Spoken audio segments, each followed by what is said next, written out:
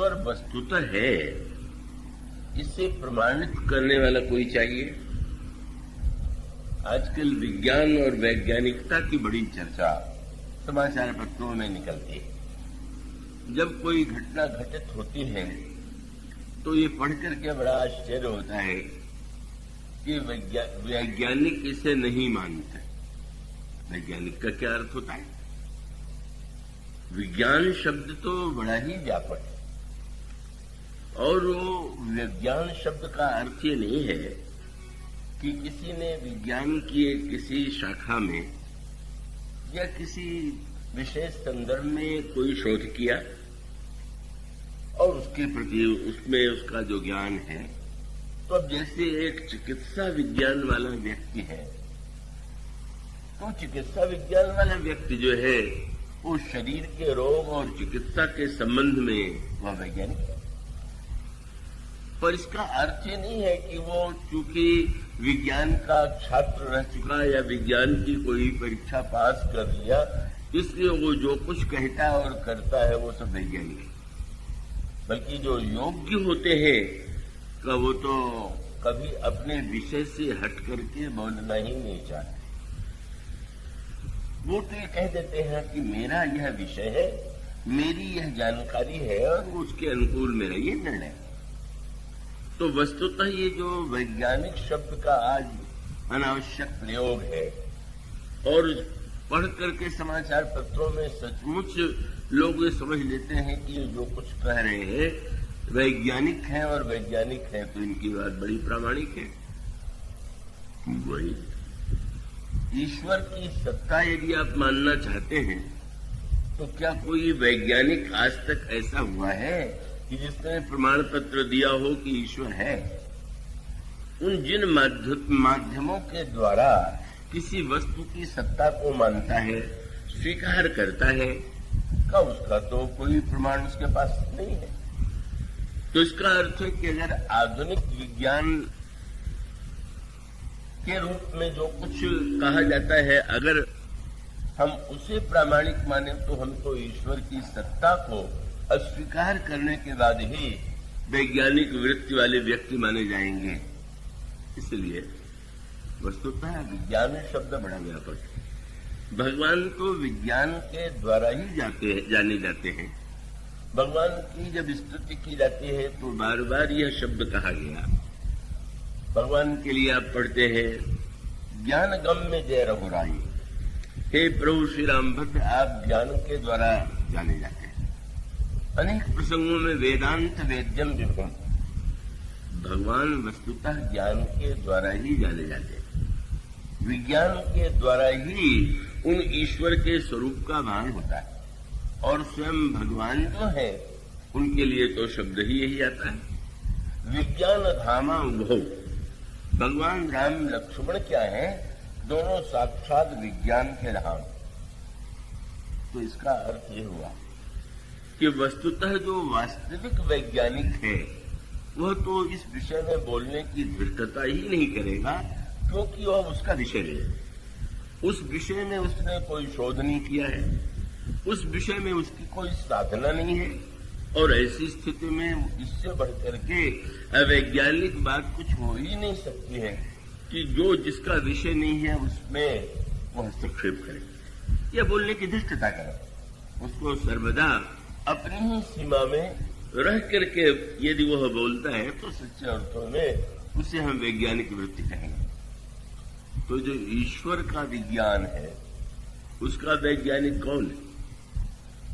विश्वविद्यालय में जो प्रमाण पत्र मिलता है उसके द्वारा ईश्वर विज्ञान का कोई संबंध नहीं, न उनका वो विषय है। और तब जिन्हें हम संत कहते हैं, संत कौन है?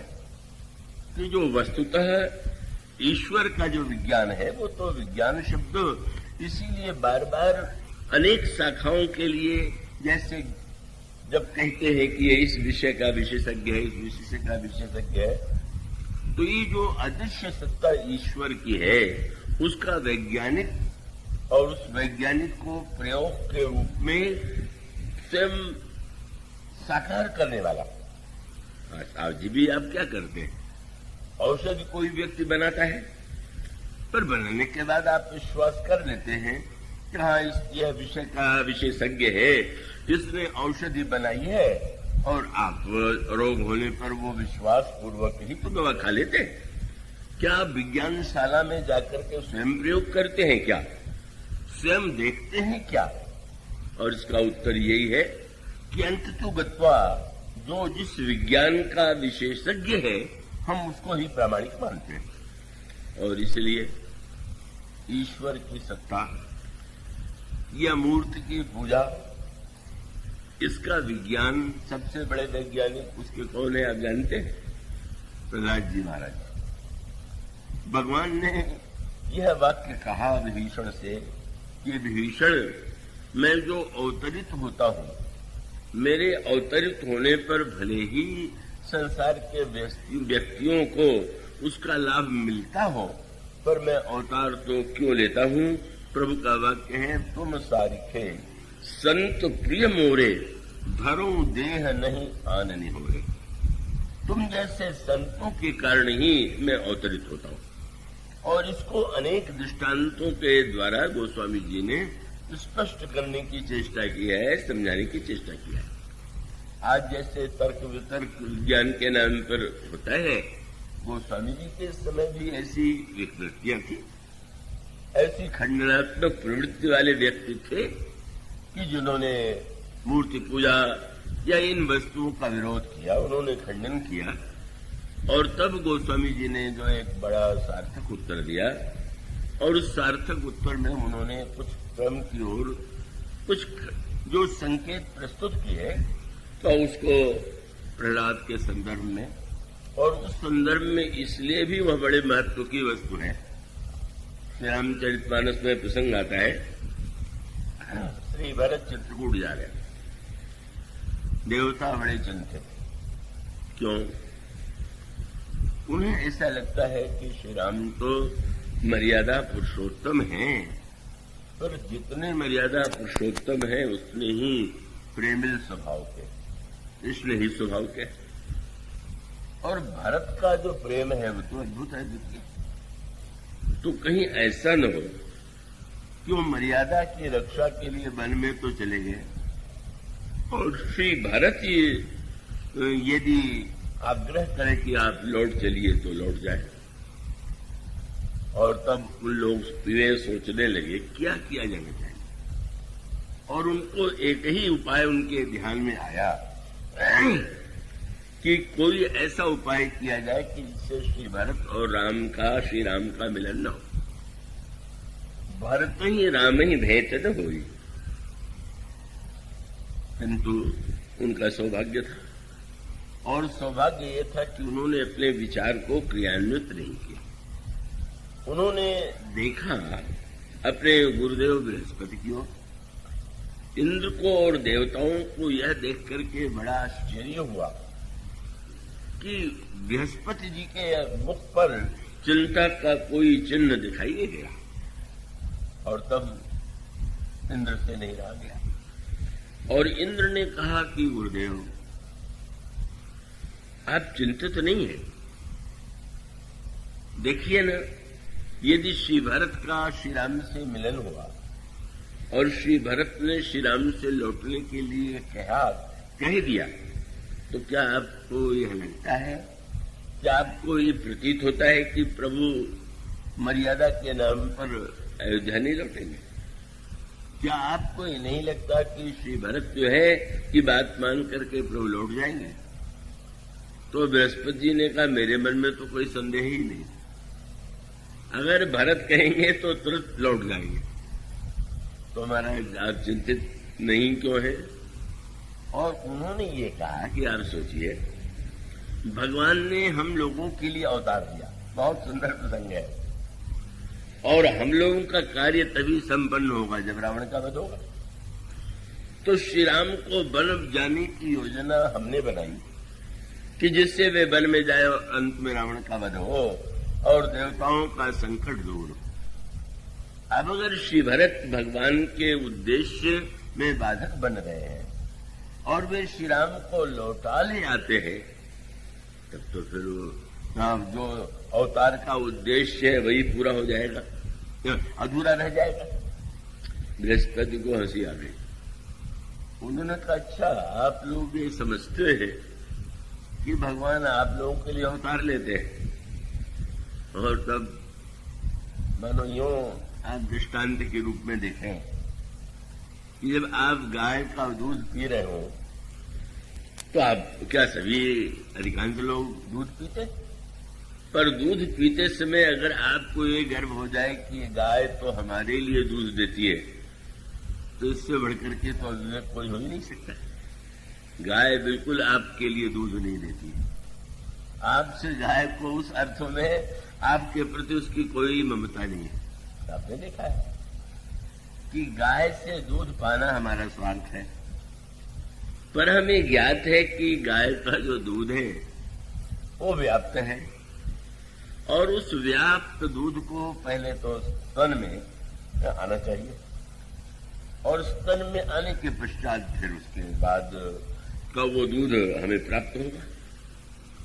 तो व्यक्ति को यह भी ज्ञात है कि गाय में दूध है, ये प्रत्यक्ष तो दृष्टिगोचर नहीं हो रहा है, पर वो आगे चल करके व्यक्ति ने प्रयोग करके देखा, और उसका उपाय तो बड़ा सरल है।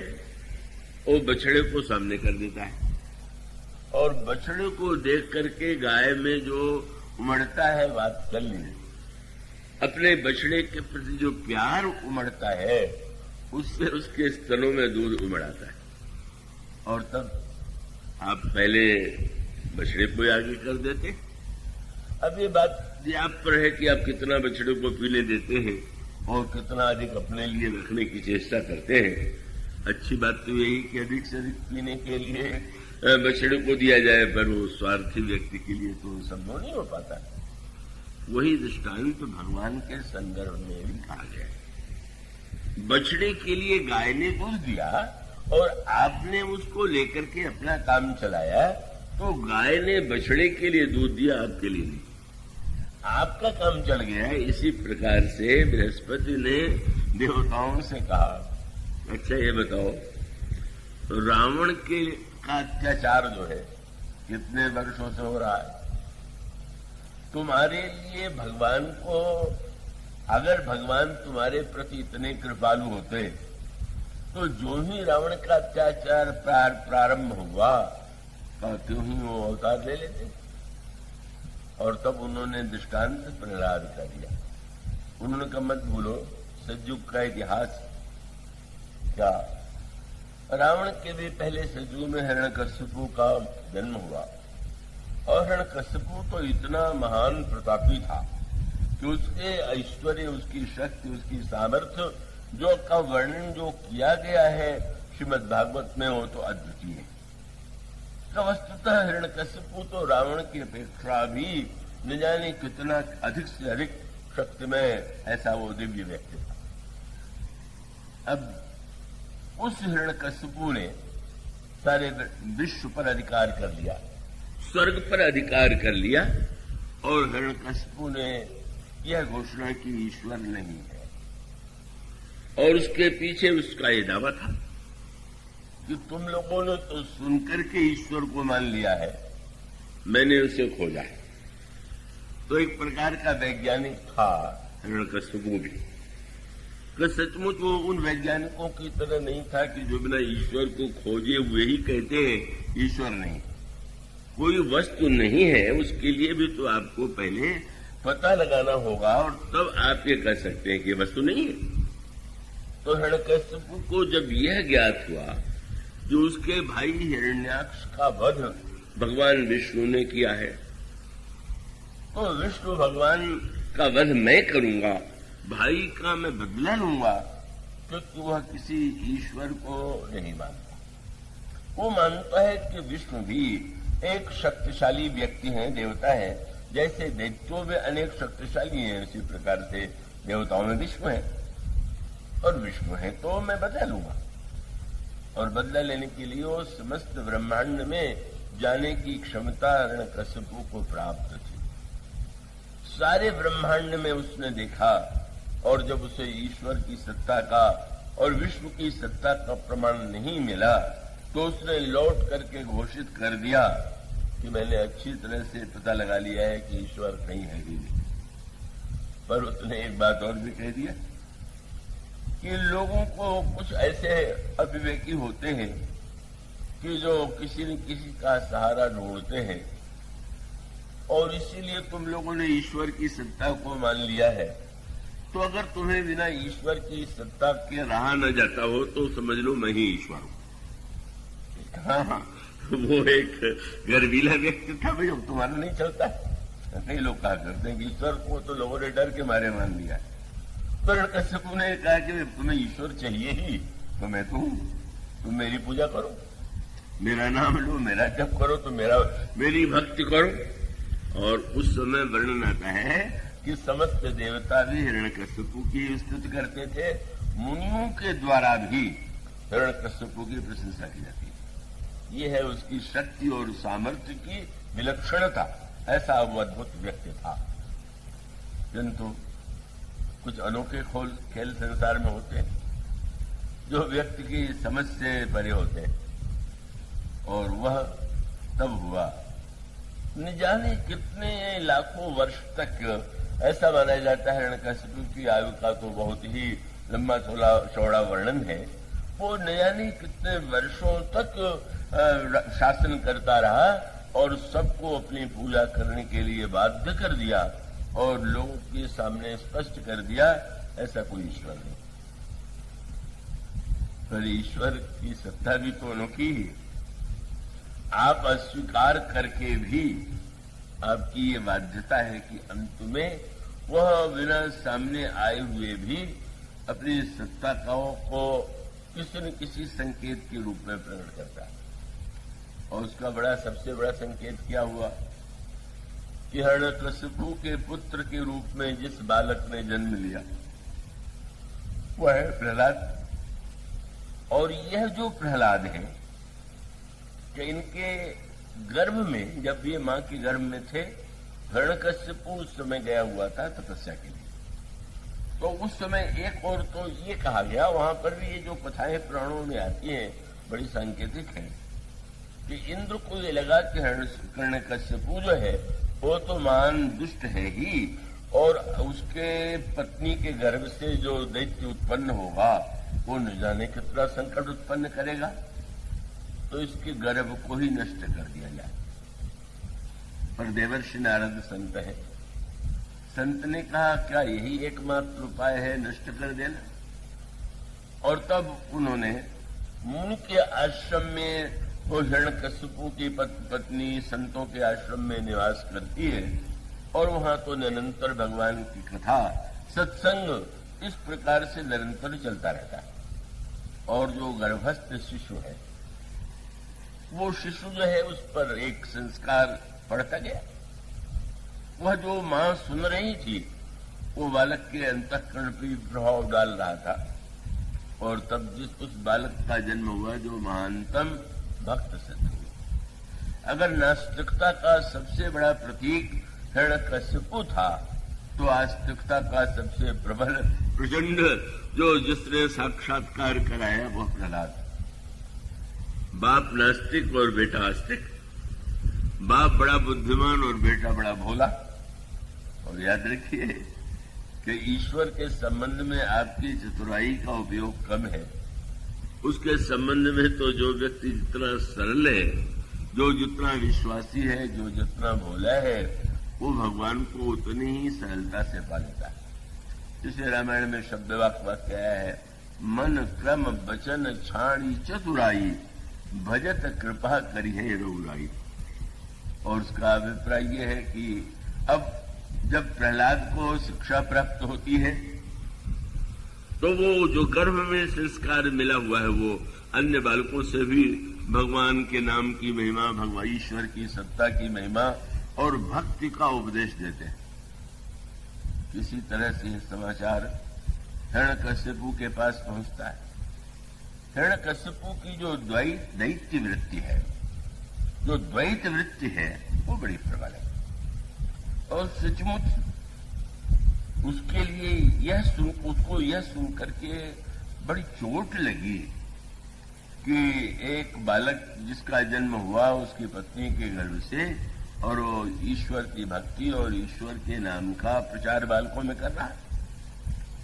और तब एक दिन प्रहलाद को बुलाया गया, इतने दिनों से गुरुकुल में रह करके शिक्षा प्राप्त कर रहे हो, क्या तुमने प्राप्त किया? तो भोरे प्रहलाद ने भगवान के नाम का संकीर्तन और ईश्वर की सत्ता के विषय में जब कहा तो क्रोध में वो आग बबूला हो गया। वो स्वामी जी ने क्रोध का सर्वश्रेष्ठ प्रतीक हिरण्यकशिपु को माना। क्रोधी लोग अनेक कार्य क्रोध में कर जाते हैं, पर जिसका क्रोध इतना प्रबल हो कि अपने पुत्र का वध करने के लिए वो इतना प्रयत्न करे, और कितना स्थायी उसका क्रोध रहा होगा उसकी आप कल्पना कीजिए। यह हिरण्यकशिपु का क्रोध था। और उसने पहले तो गुरुजी की खबर लिया, तुम अपने विद्यालय में यही सब पढ़ाते रहते हो क्या? बेचारे गुरुजी डर गए, महाराज मैंने तो इसको आपकी महिमा का ही वर्णन सुनाया। पर बार बार तब वो वर्णन आता है कि हिरण्यकशिपु ने प्रहलाद को स्पष्ट कह दिया कि तुम बस इस जो तुम भ्रांत विचारों का प्रचार कर रहे हो उसे छोड़ दो। तो मानो इसका अभिप्राय है एक व्यक्ति वह है जो हिरण्यकशिपु के समान है और उसके पास तर्क तो ही है। इसीलिए उसने जब देखा कि प्रहलाद किसी भी प्रकार से मानने के लिए प्रस्तुत नहीं है तो आदेश दे दिया कि इसको मार डालो। और मार कृपया कोई बहुत वेदांत दर्शन नहीं हो रहा है, इसको सुन के मत सुनिए। बहुत कोई गंभीर बात आ जाए, एक आधे सज्जन सो रहे हैं, लेकिन मैं चाहता हूं कि वो भी क्यों वंचित रहे। तो उसका मानो संकेत यह था कि उसने कहा इसको मार डालो। इतना विरोधी ईश्वर और उसकी सत्ता का। और प्रहलाद को जब भी मारने की चेष्टा की गई तो वो प्रहलाद नहीं बच गए। अब आजकल तो थोड़ा सा चमत्कार हो जाए तो लोगों में विश्वास आ जाता है।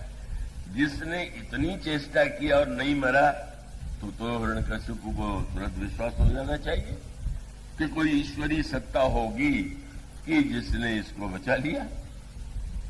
लेकिन वो तो जंग में किसी ने कहा, एक बार आस्तिक नास्तिक में विवाद हुआ तो किसी ने आस्तिक ने कहा कि अगर कोई इस छत से कूद जाए और बच जाए तो आप ईश्वर की सत्ता को मान लेंगे? no, नहीं, इसको तो हम एक संजोग मान लेंगे कि बच गया, क्या हुआ। का दूसरी बार अगर फिर कूदे फिर बच जाए तो हम समझेंगे कि इसका अभ्यास अच्छा। कहा नहीं अच्छा, तीसरी बार कूदे बच जाए तो बोले भाग्य अच्छा हो। माने जो व्यक्ति एक बार अस्तित्व के विरुद्ध तर्क ढूंढना चाहे तो तर्कों की तो कमी नहीं है।